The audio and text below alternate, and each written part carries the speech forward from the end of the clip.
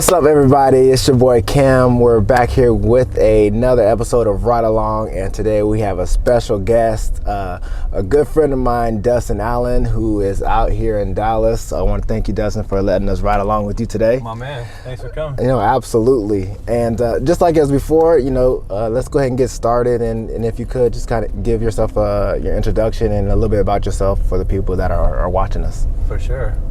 Well, my company is Reformed Roofing. So as you know, to reform something, it has to be changed. Yes. Love the name, by the way. Thank you, thank you. Well, my life is radically changed by the gospel of Jesus Christ, and He saved me out of a life of drug addiction. So everything I do today is a response from that gratitude of really just being a dead man that was brought back to life. And so I just get to do what I do today, but it's to glorify God. And so, yeah, and also the other part of Reformed Roofing is just when I first came into roofing, I saw some things that kind of left a bad taste in my mouth. Yes. And I thought that, hey, I saw a lot early on about what I didn't want to do in roofing. And so I just set out to change that and to reform that in the way I do and the way I conduct my business. Yes. And I think I understand what you mean by that, because I know, just a quick little story, when I first got in the industry, someone I was training with, we had our first inspection and we're on the roof, and he was like, "Hey man, is that guy across the street watching us?" And in my head, I'm thinking like, why does that matter? Yeah, why would that matter? And I was so oblivious to the fact that he was creasing shingles, right? And you probably had that same feeling where it's like, this isn't right. Like, this isn't the right way to do that. And luckily I changed that immediately, because I'm a United States Marine, so we're honest, courage, and commitment. We don't lie, cheat, or steal, right? And so for me, that was just like a big no-no, and it happens in this industry a lot. It really does. Mm-hmm. So the first guy they sent me out with knocking, we were knocking doors for stone-coated steel, and this guy his pitch was telling the homeowners that he was with the warranty repair department, and we were in another city. He had never even knocked in the city before. Yes. We were actually in Houston. Yes. And I was like, I don't know, man. That something about that, just like, I think I'm probably gonna go another direction. Yes. And so, and so I just saw what I didn't want to be in roofing. I didn't know how it was all going to work out. In a lot of ways, it was a huge step of faith. It was a huge leap of faith. Just because I had the company I had before, which was an alarm company. I grew up in the alarm business. My dad had an alarm company growing up, and basically learned the business from him. And was in and out of that my whole life. And had a company in Dallas, but the contracts I had for that business had just recently dried up after the first of the year. And my friend Shelby kept saying, "Hey, come try roofing. He basically just like every time I would see him, he'd be like, "Man, I think you'd be really good at it. Come, see how it works and stuff." And so finally, I just said okay. And I cut my teeth really quick, because it was pretty much like, here's some business cards, here's a baseball hat, and go make the best of it. Go self-generate leads. There was nobody gave me any leads or anything, and I'm so grateful for that. At the time, I was like, this doesn't seem right. Nobody's gonna really train me or anything, and but I'm so grateful for it, because it cut my teeth so quick in the business. And I got to have much more, an accelerated start, as opposed to somebody that might. As opposed to somebody that might be salary or have benefits or something like that. I agree with you on that. I think it's a term that I've heard quite a bit, like lead babies, where basically like they're so used to getting leads and they don't know how to perform on their own. So I'm the same as you. We had to go out and knock our own doors. They didn't even have no hats for us. We had just our own polos and golf shorts. I know guys that would be so great for this business. I even know some guys that have gone to work for some other companies. just on a lower commission kind of pay structure, but they've got a small salary and they've got some benefits. And I'm not knocking that. I mean, I think that's great if that's what works for you and you like that. But it's like they're terrified to go knock doors, and I'm the same way. I was the same way. It's like, same here. The thing for me was that I kind of came at it from a different perspective, because like I'm going and knocking on somebody's door. My identity isn't in like my business. My identity isn't in whether or not that person allows me to get on the roof and give them an inspection, or if I sell them a roof, or any of that. My identity is in Jesus Christ, and so like I'm just so thankful that that's true of me today. And it's nothing of my own doing. It's only by God's grace, and so I just get to kind of approach it. I have the privilege, I guess you could say, of just approaching it from such a different way. It's like, man, you slam the door in my face, it's cool. It's not personal. Like I mean, it's not personal, right? Correct. And so you just got to have thick skin, and you got to know like whose you are before you can know who you are. Yes. And so it's been a huge journey of just learning who I am, and so I guess you could say it's kind of like a process. Like a journey almost. Again, and I've learned, and I've been an entrepreneur all my life, but like I was telling you earlier, I said I've learned more about being an entrepreneur in this time in roofing than I had in all of my. And I'll be 42 in September, so and then I had it all my life. Right. So. Because you got started in the industry, you said about a year ago, a little over a year ago. Yeah, so I think that it'd be very interesting to learn that process, because it's very quick, and I understand now, knowing a little bit more about you, because you've had past experience of being an entrepreneur and a business owner. So talk about that process of going from sales rep with someone else and then starting your own business. What's that like? For sure. Well, I kind of ended up getting teamed up with a guy that was very encouraging for me to. He was like, he was happy doing 50, 60, 70 roofs a year. He didn't really necessarily want a sales rep, but I went on and sold for him. This is the second company that I worked for. I went on and sold for him for a little while. But he was super encouraging for me to, like, he was like, hey man, if you want to go start your own thing, cool. And so I worked with him for a couple months, and I think it was I transitioned as an owner in like right around the holidays. Just slow season for everybody, right? And so it really tested my faith in ways that I've not ever really been tested, because I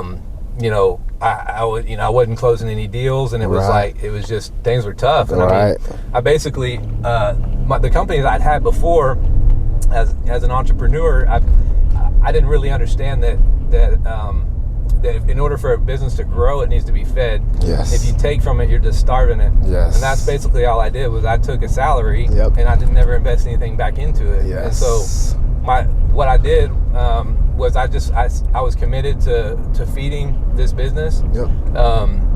And I committed to, I put all my personal everything I had earned as a rep, and even money from before, all my personal savings into it, just because I really believed in this business so much. I mean, I just saw the aspect of just being able to help people and like truly give a great value to a homeowner, and allow them,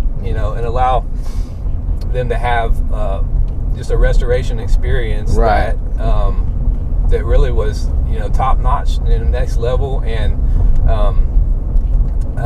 so that fact alone, seeing the opportunity to help people, was what made me believe in it so much. I mean, and obviously, we do pretty well. So the money doesn't hurt, but it's definitely not everything. Correct. Because I've had plenty of money in my life and been miserable. So I know, and I've learned that it's not all about that. It's not.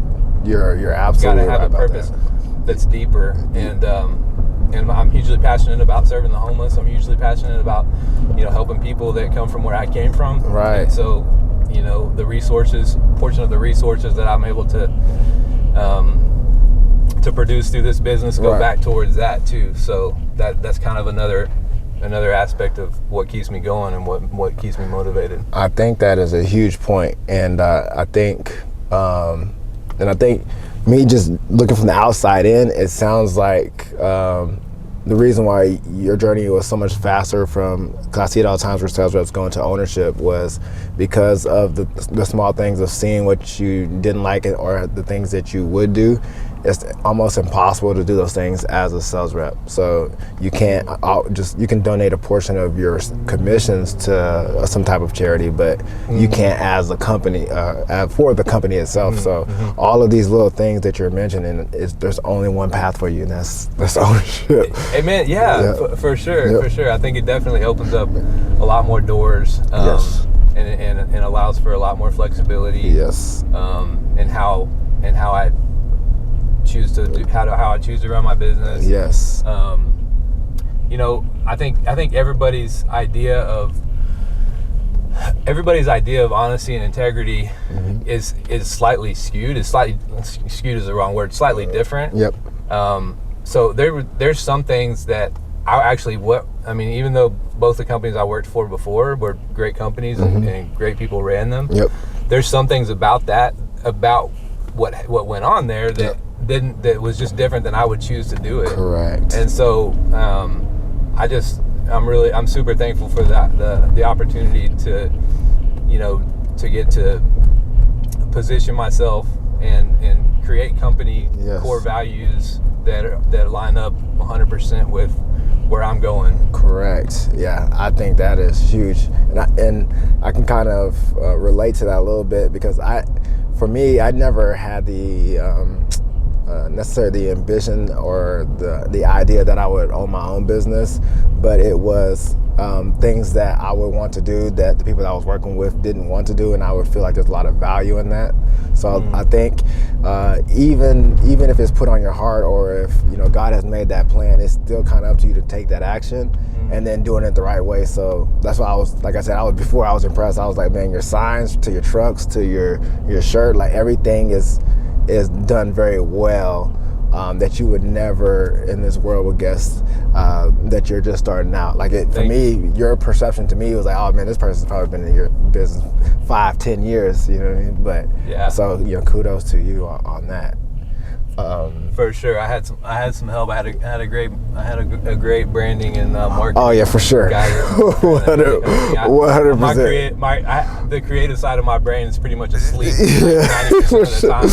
For sure. Coming up with some ideas for a website and a logo would have been pretty foreign to me. Yeah. Plus, they call that the opportunity cost. The time and what that actually costs you to actually try to figure that out. That's good that that you understand that. Which I tell my team all the time is there's a lot of profit and revenue of opportunity in this industry, but there's not a lot of owners that take the time, just like you said, and feeding the company itself and taking from it, because you see it all the time.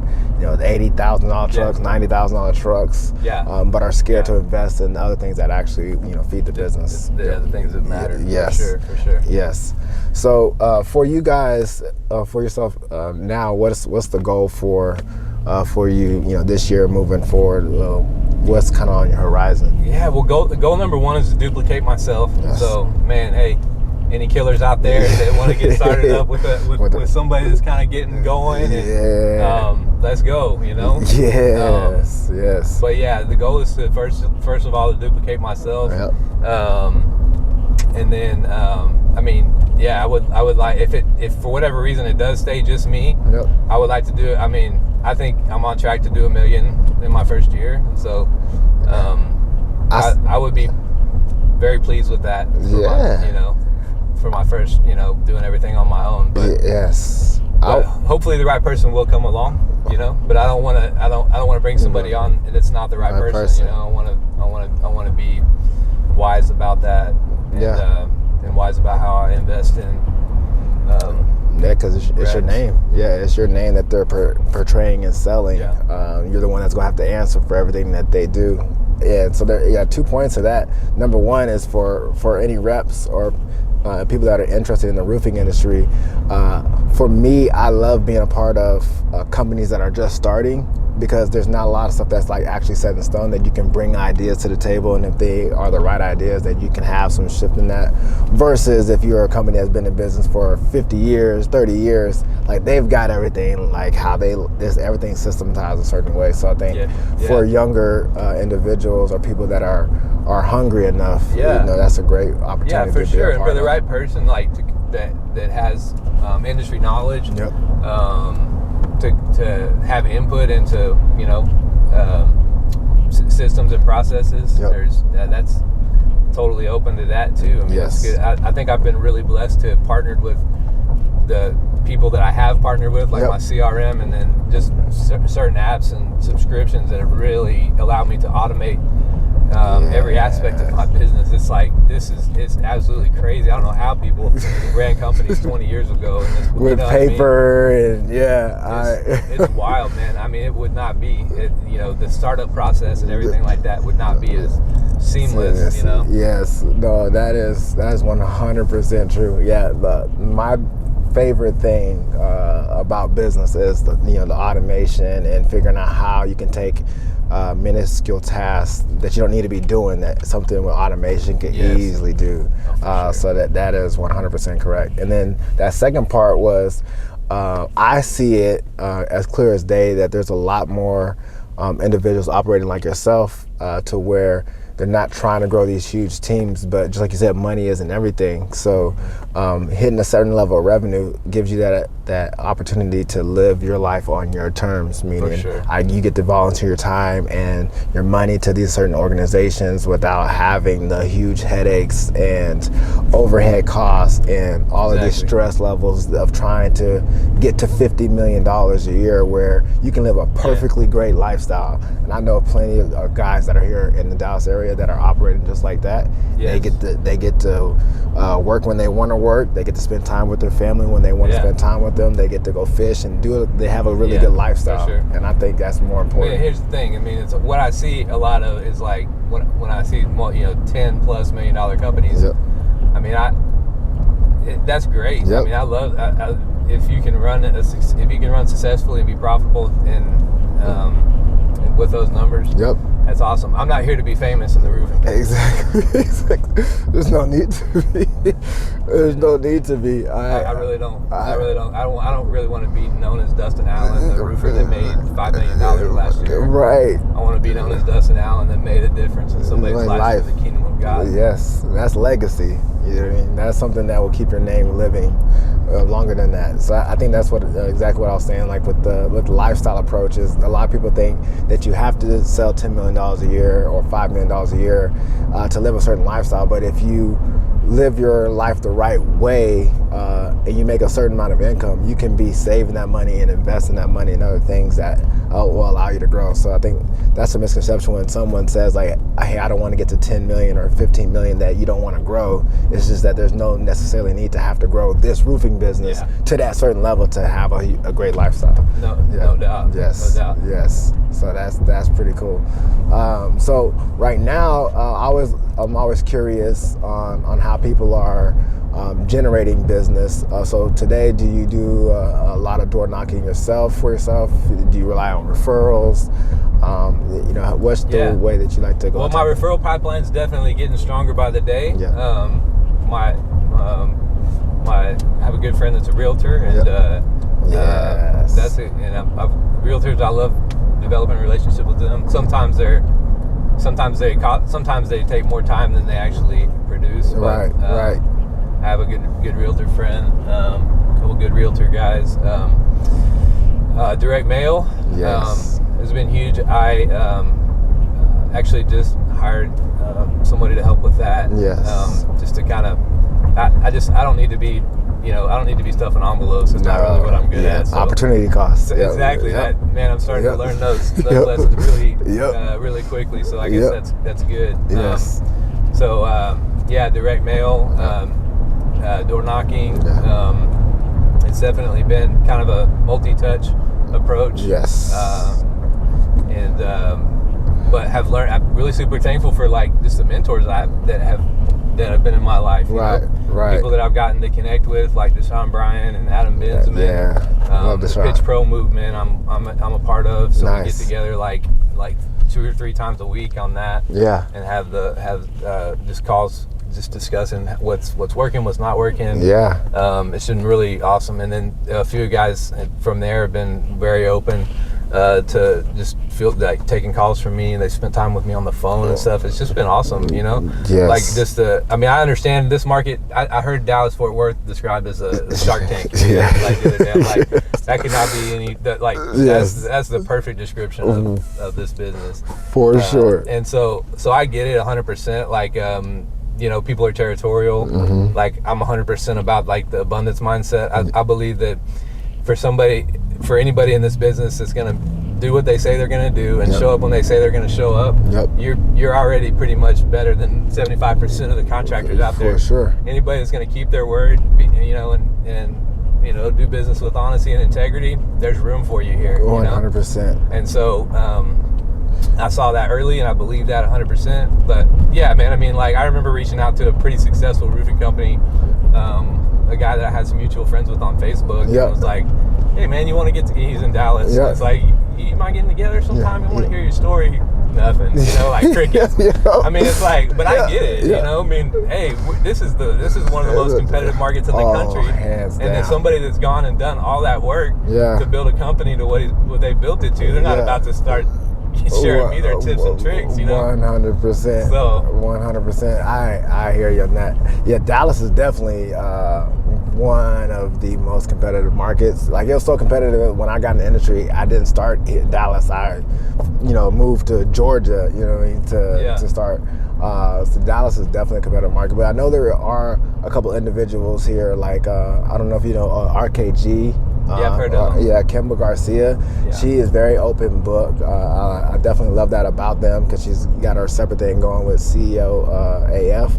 Okay, and so she's really open with that, because I think if you have that abundance mindset, there's, like you said, there's more than enough roofs in Dallas, Fort Worth, 100%. For everyone to have some type of level of success in their own terms. So I think it's really important to, especially when you're growing something, or you're beginning something, or even if you've been in something for a certain amount of time, if you're wanting to learn and you're wanting to grow, surrounding yourself with like-minded individuals like you have kind of speeds up that process, because it shortens that learning curve, for sure. Yes. So I think that's real important. I've tried to do my best to invest, feeding the company itself to learn, because to try to get around some of those potholes that's right. that comes along with business ownership. Yes, for sure.